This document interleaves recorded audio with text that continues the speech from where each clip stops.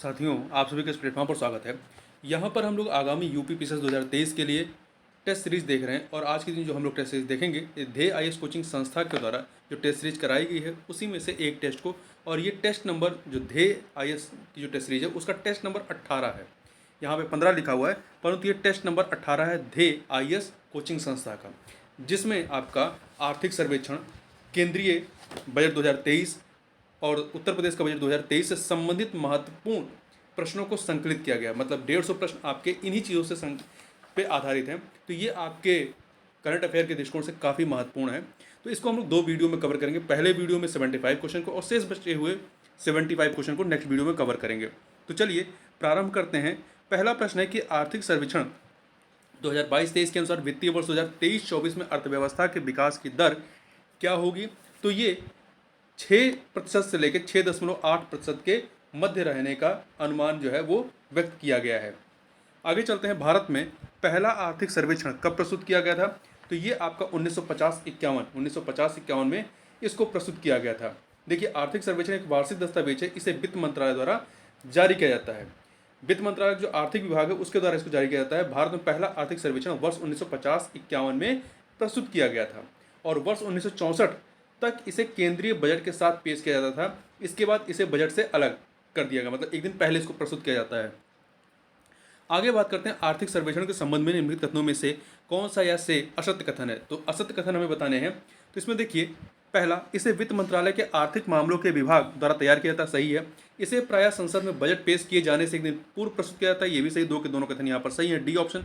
आगे बढ़ते हैं। आर्थिक सर्वेक्षण 2022-23 के अनुसार वर्ष 2023 से 2027 तक कितने पीएम श्री स्कूलों का निर्माण किया जाएगा।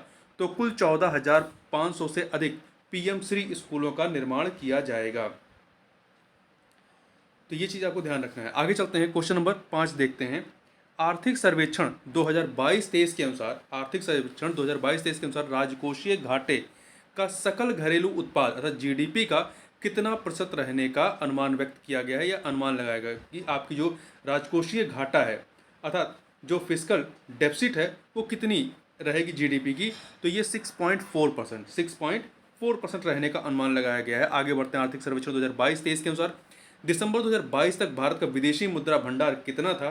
तो ये 563 बिलियन डॉलर था। आगे चलते हैं। क्वेश्चन नंबर 7 देखते हैं। उत्तर प्रदेश बजट 2023-24 के अनुसार महात्मा बुद्ध कृषि एवं प्रौद्योगिक विश्वविद्यालय की स्थापना हेतु 50 करोड़ रुपए की व्यवस्था प्रस्तावित है। यह विश्वविद्यालय स्थापित किया जाएगा कहाँ पर। तो उत्तर प्रदेश के कुशीनगर में इसको स्थापित किया जाएगा। देखिए, इसका नाम जो है याद रखिए, महात्मा बुद्ध कृषि एवं प्रौद्योगिकी विश्वविद्यालय। आगे चलते हैं।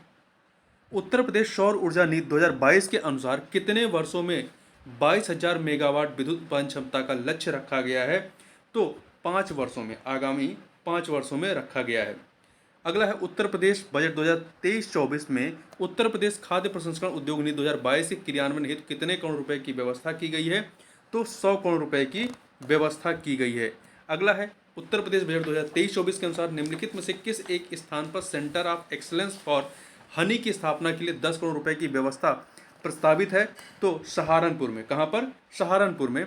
अगला है उत्तर प्रदेश बजट 2023-24 के अनुसार निम्नलिखित में से किस एक स्थान पर माटी कला टेराकोटा प्रशिक्षण एवं फैसिलिटी सेंटर की स्थापना प्रस्तावित है। तो लखनऊ में। कहाँ पर। लखनऊ में। अगला है उत्तर प्रदेश बजट 2023-24 का कुल आकार कितना रहा है।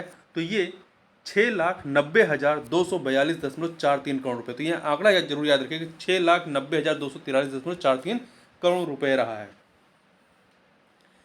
और इस बजट में 32,721.96 करोड़ रुपए की नई योजनाएं अनुमानित हैं। अगला है क्वेश्चन नंबर 13 देखते हैं। उत्तर प्रदेश बजट 2023-24 के अनुसार ऑपरेशन कायाकल्प के लिए 100 करोड़ रुपए की व्यवस्था की गई है। यह ऑपरेशन किससे संबंधित है। तो यह प्राथमिक एवं उच्च प्राथमिक विद्यालयों को स्मार्ट विद्यालयों के रूप में विकसित करने से संबंधित है। अगला है आर्थिक समीक्षा 2022-23 के अनुसार पहले अग्रिम अनुमान 2022-23 के अनुसार कृषि और संबंधित गतिविधि की विकास दर होगी कितनी होगी। तो 3.5%। ई श्रम पोर्टल का प्रयोग किसके डेटाबेस के पंजीकरण के लिए किया जाता है। तो असंगठित श्रमिकों के डेटाबेस के लिए आर्थिक सर्वेक्षण 2022-23 में उल्लिखित वर्ल्ड इकोनॉमिक आउटलुक रिपोर्ट किसके द्वारा जारी की जाती है? तो इसको आईएमएफ के द्वारा जारी किया जाता है। अगला है आर्थिक सर्वेक्षण 2022-23 के अनुसार वर्ष 2021-22 में कृषि क्षेत्र के लिए संस्थागत ऋण कितना हो गया है? तो ये आपका 18.6 लाख करोड़ 18.6 लाख करोड़ रुपए हो गया है। क्वेश्चन नंबर 18 देखते हैं। क्वेश्चन नंबर 18 है आर्थिक सर्वेक्षण 2022-23 के अनुसार वर्ष 2030 तक भारत में गैर जीवाश्म ईंधन से, मतलब कोयले इत्यादि को छोड़ करके गैर जीवाश्म ईंधन से स्थापित विद्युत क्षमता कितनी हो जाएगी? तो ये 500 गीगावाट हो जाएगी। आगे चलते हैं तो यहाँ पे ध्यान रखिएगा, इसमें जो है आपका 40% की मतलब स्थापित क्षमता। एक सेकंड, आर्थिक सर्वेक्षण 2022-23 के अनुसार भारत में वर्ष 2030 से पहले गैर जीवाश्म ईंधन से 40% कितनी 40% स्थापित विद्युत क्षमता का लक्ष्य प्राप्त कर लिया है और 2030 तक गैर जीवाश्म स्थापित क्षमता 500 गीगावाट से अधिक होने की संभावना है। आर्थिक सर्वेक्षण 2022-23 के अनुसार लाइफ का अर्थ क्या है? लाइफ का अर्थ है पर्यावरण हेतु जीवन शैली, life style for the environment. इसके अनुसार UNFCCC के COP26 के अवसर पर, जो कि ग्लासगो में हुआ था 2021 में, ग्लासगो जलवायु परिवर्तन के प्रतिकूल प्रभावों की गंभीरता को ध्यान में रखते हुए लोगों को व्यक्तिगत रूप से शामिल करने के लिए लाइफ अभियान का शुभारंभ किया गया भारतीय प्रधानमंत्री के द्वारा। अगला है आर्थिक सर्वेक्षण 2022-23 के अनुसार वर्ष 2021-22 में देश में खाद्यान्न उत्पादन कितना रहा है? तो ये 315.7 मिलियन टन रहा है। आर्थिक समीक्षा 2022-23 के अनुसार वर्ष 2022 के दौरान शीर्ष 3 प्रेषण प्राप्तकर्ता देश, जो बाहर से पैसा आता है उसको प्राप्तकर्ता देश कौन से रहे हैं? तो ये आपके भारत नंबर 1 पे, मैक्सिको दूसरे पे, चीन तीसरे पे रहा है। अगला है आर्थिक सर्वेक्षण 2022-23 के अनुसार वर्ष 2005-06 और 2019 से 21 के बीच कितने लोग गरीबी रेखा से बाहर निकल चुके हैं? तो 41 करोड़ से अधिक लोग जो हैं वो गरीबी रेखा से बाहर निकल चुके हैं। अगला है आर्थिक सर्वेक्षण 2022-23 के अनुसार मार्च 2022 तक भारत में कुल टेली डेंसिटी कितनी थी? टेली डेंसिटी मतलब प्रति 100 लोगों पर टेलीफोन कनेक्शन की संख्या, ये कितनी रही है? 84.8% थी। अगला है क्वेश्चन नंबर 24 देखते हैं। आर्थिक समीक्षा 2022-23 के अनुसार भारत द्वारा कोविड टीकाकरण अभियान में वैक्सीन की कितनी खुराक का उपयोग किया गया? तो 2 बिलियन से अधिक खुराक का इस्तेमाल किया गया। अगला है क्वेश्चन नंबर 25। आर्थिक समीक्षा 2022-23 के अनुसार वित्तीय वर्ष 2023 में स्वास्थ्य क्षेत्र पर सरकार का बजट खर्च जीडीपी के कितने प्रतिशत रहा है? तो ये जीडीपी का 2.1% रहा है। आर्थिक समीक्षा 2022-23 के अनुसार विश्व स्तर पर मोबाइल फोन निर्माण में भारत का कौन सा स्थान रहा है? तो भारत का दूसरा स्थान रहा है। ठीक है, भारत का दूसरा स्थान रहा है। हाउस प्राइस इंडेक्स के बारे में निम्नलिखित कथनों पर विचार करें। यहाँ पे 2 कथन दिए गए, बताना इनमें से कौन सा सही है। तो देखिए, यह राष्ट्रीय आवास बैंक NHB द्वारा जारी एक त्रैमासिक रिपोर्ट है। तो देखिए, ये आपका जो है त्रैमासिक रिपोर्ट नहीं है। एक सेकंड, नहीं, ये त्रैमासिक है, परंतु ये जो है भारतीय रिजर्व बैंक के द्वारा जारी किया जाता है। भारतीय रिजर्व बैंक के द्वारा जारी किया जाता है, ना कि राष्ट्रीय आवास बैंक के द्वारा। पहला गलत हो गया। दूसरा, इसकी गणना सभी मिलियन प्लस शहरों के लिए की जाती नहीं। इसके लिए जो गणना होती है वो 10 प्रमुख शहरों मुंबई, दिल्ली, चेन्नई, कोलकाता, बेंगलुरु, लखनऊ, अहमदाबाद, जयपुर, कानपुर और कोच्चि के लिए एक त्रैमासिक प्रकाशन है। और इसके लिए जो गणना का जो आधार वर्ष है वो क्या है? 2010-2011 है। तो यहाँ पे दोनों कथन गलत हो गए, तो डी ऑप्शन अगला है। कर प्राप्तियों में निम्नलिखित प्रवृत्तियों पर विचार करें। यहाँ पे 2 कथन दिए गए हैं, बताना है इनमें से कौन सा या से गलत है।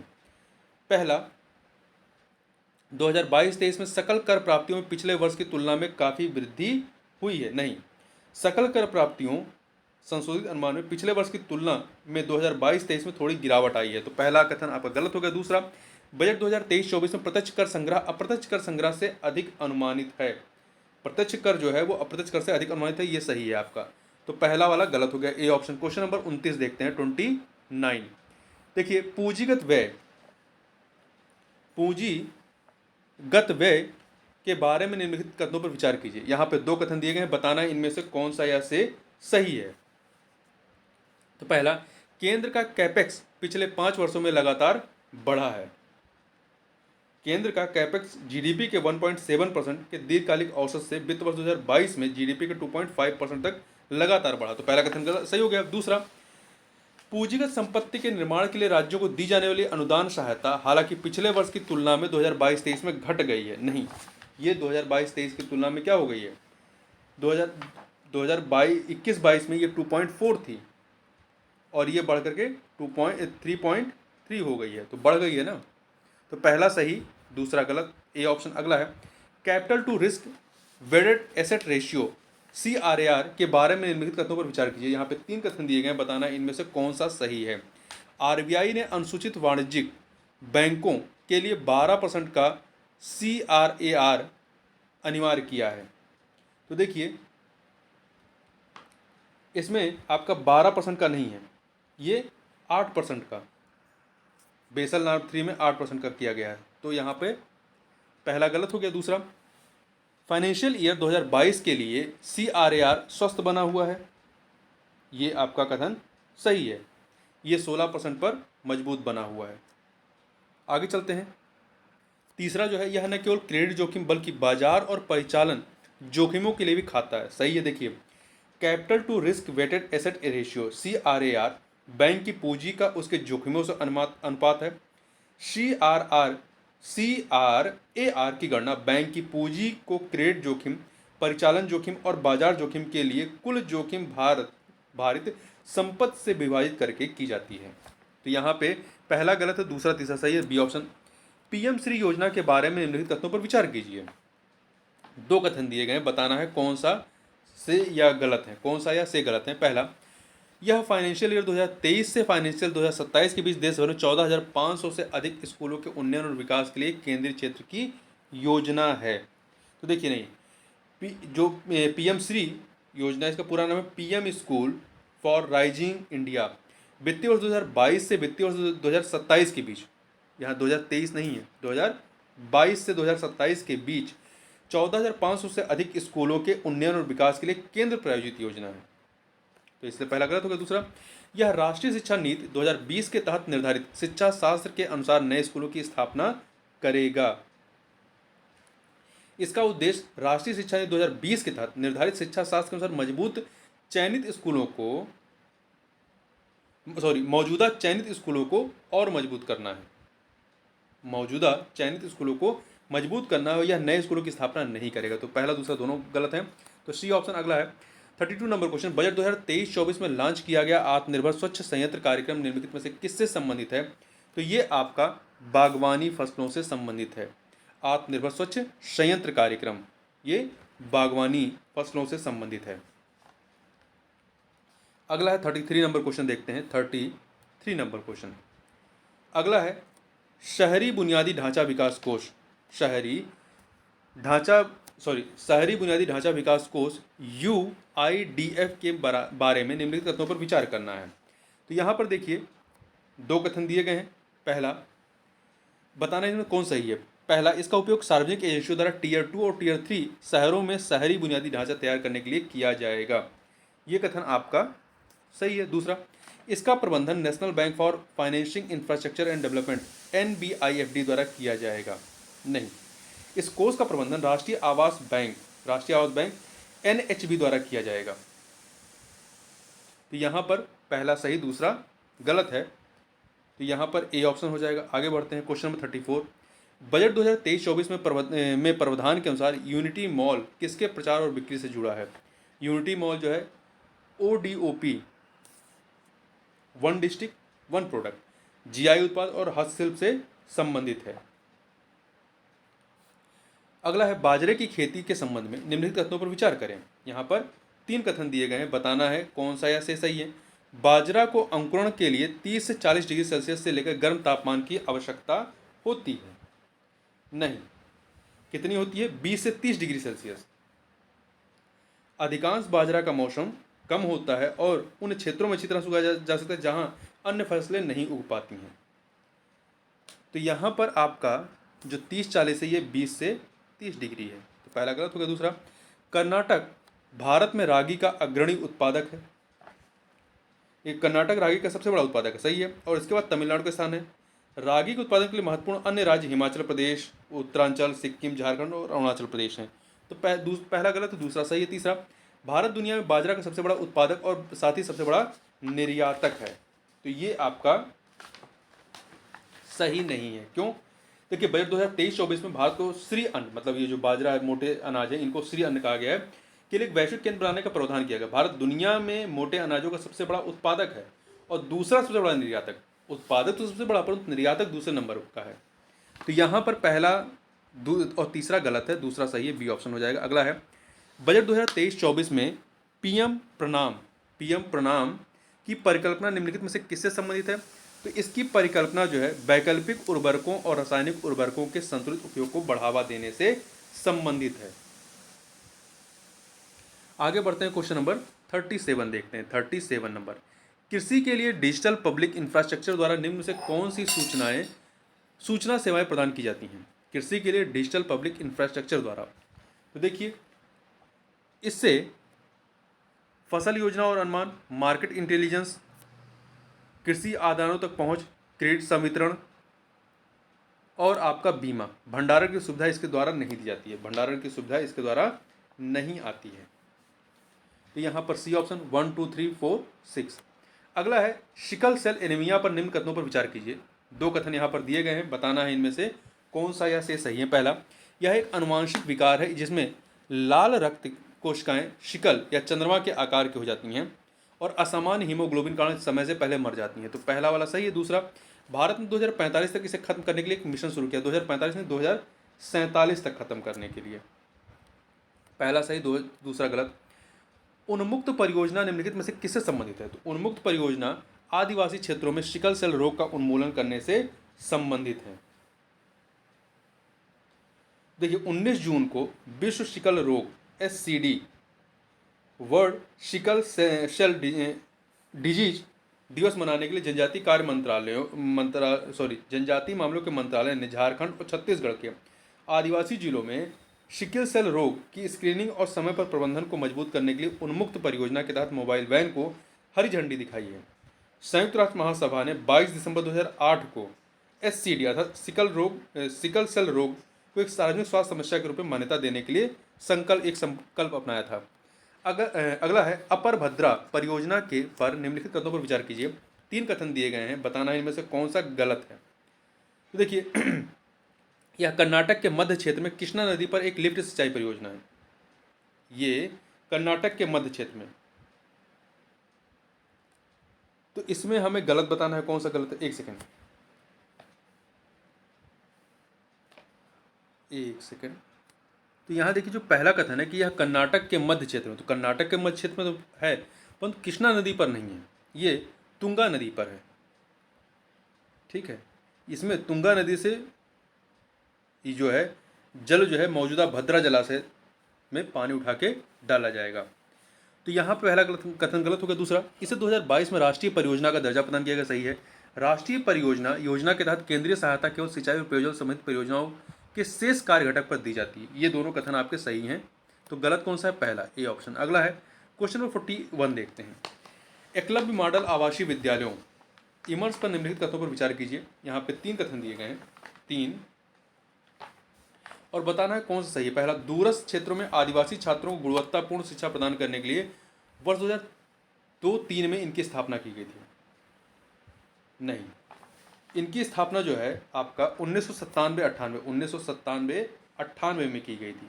तो पहला गलत होगा। दूसरा, यह कम से कम 20,000 अनुसूचित जनजातियों की आबादी वाले प्रत्येक उप जिले में स्थापित है, जो उस क्षेत्र की कुल जनसंख्या का 50% होना चाहिए। ये सही है। तीसरा, ये school state education society for tribal student SESTS द्वारा चलाए जाते हैं, जो बदले में national education society for tribal student NESTS द्वारा प्रबंधित किए जाते हैं। तो पहला गलत है, दूसरा तीसरा आपका सही है, बी ऑप्शन। वाटर एरोड्रम के बारे में निम्नलिखित कथनों पर विचार कीजिए। 2 कथन यहाँ पर दिए गए, बताना इनमें से कौन सा गलत है। पहला, यह खुले पानी का एक क्षेत्र है जिसका उपयोग सी प्लेन के साथ साथ उभयचर विमानों द्वारा उतरने और उड़ान भरने के लिए किया जाता है। सही है। वर्तमान में भारत में 2 ऑपरेशनल वाटर एरोड्रोम हैं, ये भी आपका सही है। ठीक है, देखिए एक जो है आपका statue of unity Sardar Sarovar बांध और दूसरा साबरमती रिवर फ्रंट अहमदाबाद में। तो यहाँ पे आपके दो के दोनों कथन सही हैं, कोई गलत नहीं है, तो डी ऑप्शन। अगला है राष्ट्रीय हरित हाइड्रोजन मिशन पर निम्नलिखित कथनों पर विचार कीजिए।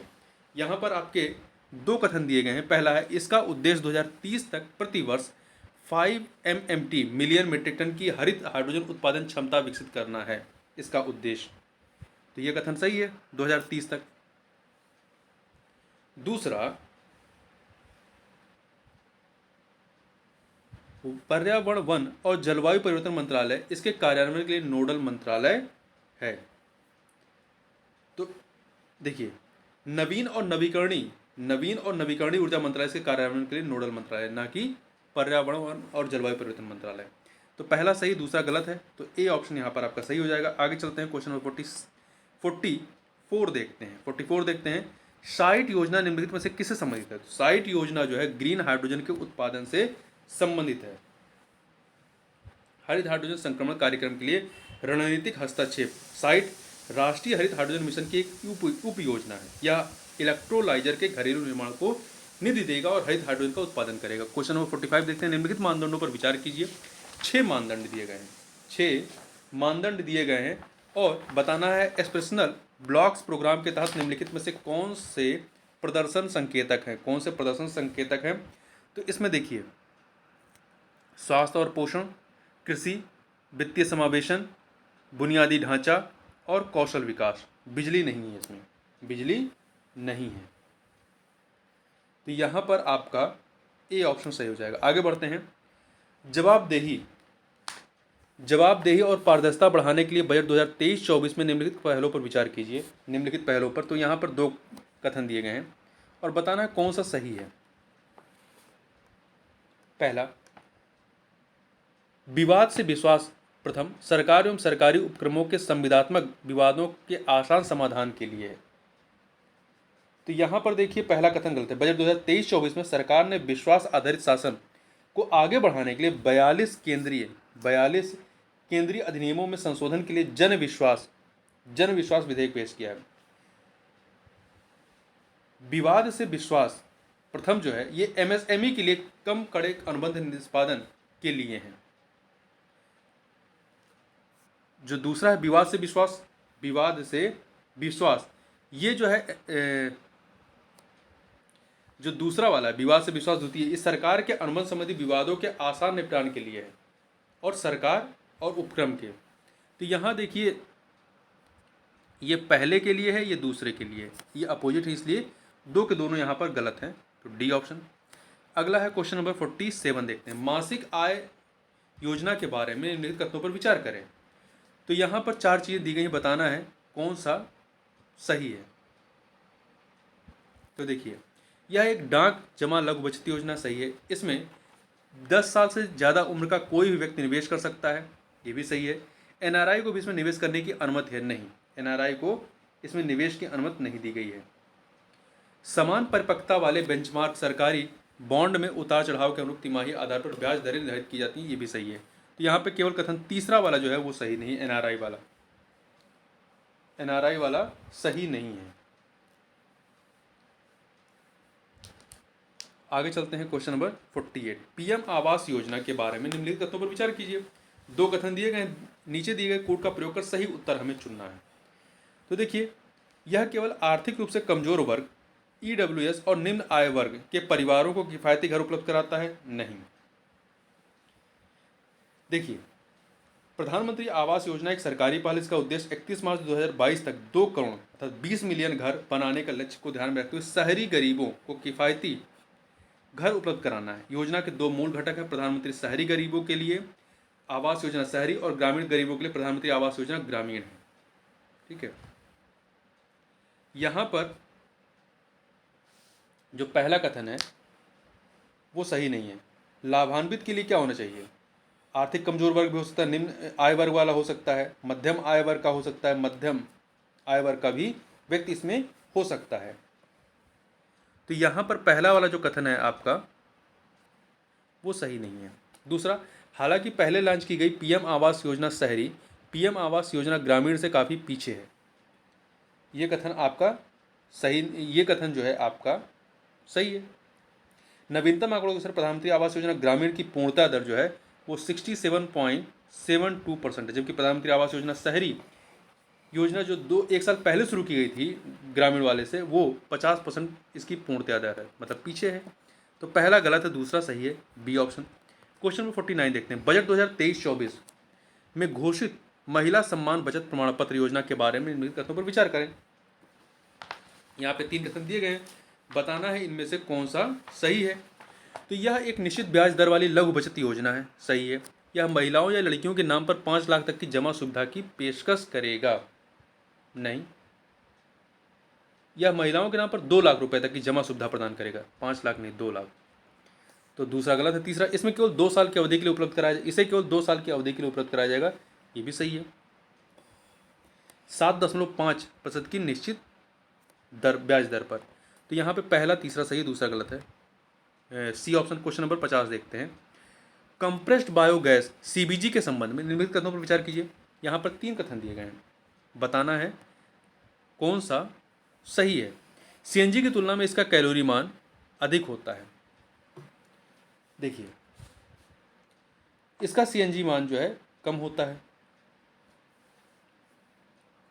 तो पहला वाला गलत है। देखिए, कंप्रेस्ड बायोगैस हाइड्रोकार्बन गैसों और वाष्प का मिश्रण है, जिसमें मुख्य रूप से गैसीय रूप से मीथेन होता है, जो जानवरों और पौधों के कचरे के अपघटन से उत्पन्न होता है, जिससे मोटर वाहन ईंधन और औद्योगिक अनुप्रयोग के रूप में उपयोग के लिए शुद्ध और संपीड़ित किया जाता है। रासायनिक रूप से सीबीजी जो है कंप्रेस्ड बायोगैस, वो सीएनजी के समान है, दोनों संकुचित मीथेन है और समान कैलोरी मान के हैं। तो यहाँ पे दोनों का कैलोरी मान किसी का कम ज़्यादा नहीं, समान है, तो पहला गलत होगा। दूसरा, बजट 2023-24 में प्राकृतिक और बायोगैस का विपणन करने वाली सभी संगठनों के लिए 5% सीबीजी अधिदेश का प्रावधान है, जिसे नियत समय में पेश किया जाएगा, सही है।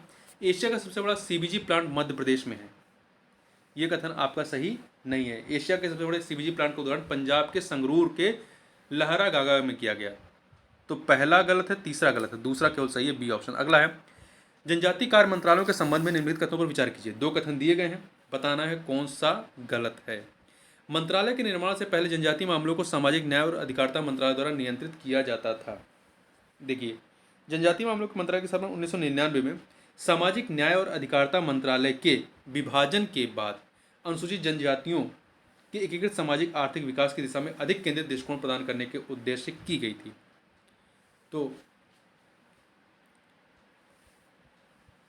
मंत्रालय के निर्माण से पहले जो है ये देखती थी, एक सेकंड यहाँ पे देखिए, इसके गठन के पहले जो है इसके कार्यों को अलग अलग समय पर अलग अलग मंत्रालयों द्वारा किया जाता था, ना कि किसी एक के द्वारा।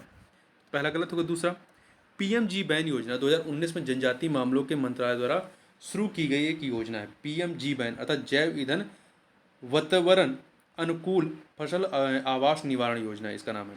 यह जनजातीय मामलों के मंत्रालय के तहत एक योजना है जो लिग्नोसेलुलोज, बायोमास और अन्य नवीकरणीय फीडस्टॉक का उपयोग करके एकीकृत बायोइथेनॉल परियोजना को वित्तीय सहायता प्रदान करती हैं।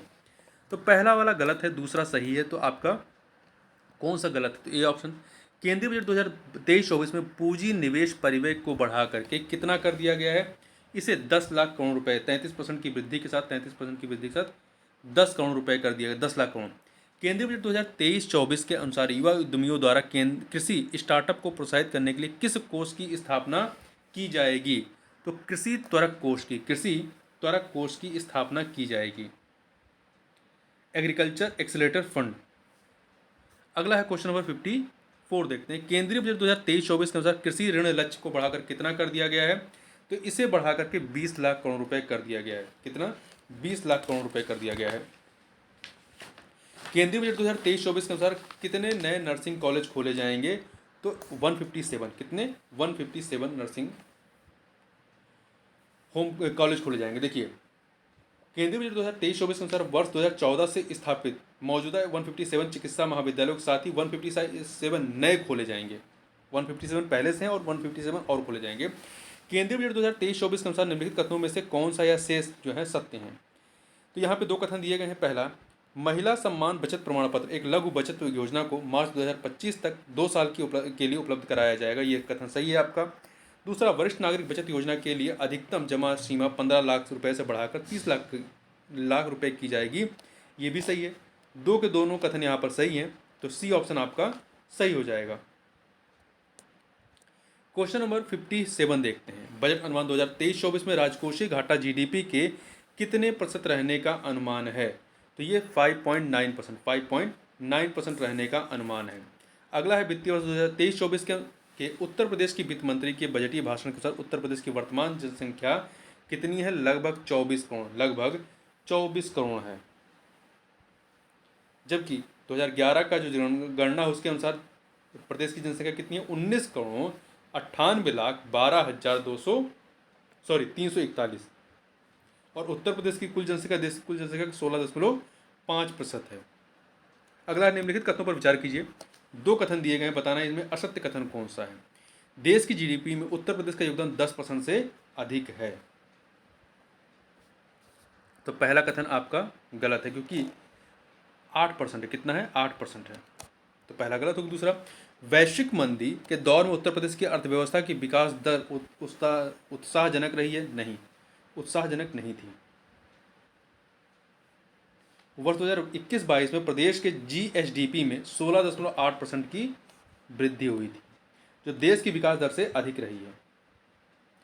तो पहला वाला तो गलत है, दूसरा सही है। मतलब दूसरा सही है, जबकि वित्तीय वर्ष 2023-24 के लिए जीएसडीपी जो में वृद्धि दर 10% अनुमान की गई है या अनुमान की गई है। तो पहला वाला आपका गलत है। एक सेकंड, पहला गलत है, दूसरा सही है, तो बी ऑप्शन। क्वेश्चन नंबर 60 देखते हैं। उत्तर प्रदेश के बजट 2023-24 के अनुसार असत्य कथन कौन से हैं? दो कथन दिए गए हैं। वर्ष 2017 से पूर्व प्रदेश की बेरोजगारी दर 14.4% थी। 14.4% थी, ये सही है। वर्तमान में यह घट करके 4.2% हो गई है। तो यहाँ पे दो के दोनों कथन सही हैं, तो डी ऑप्शन।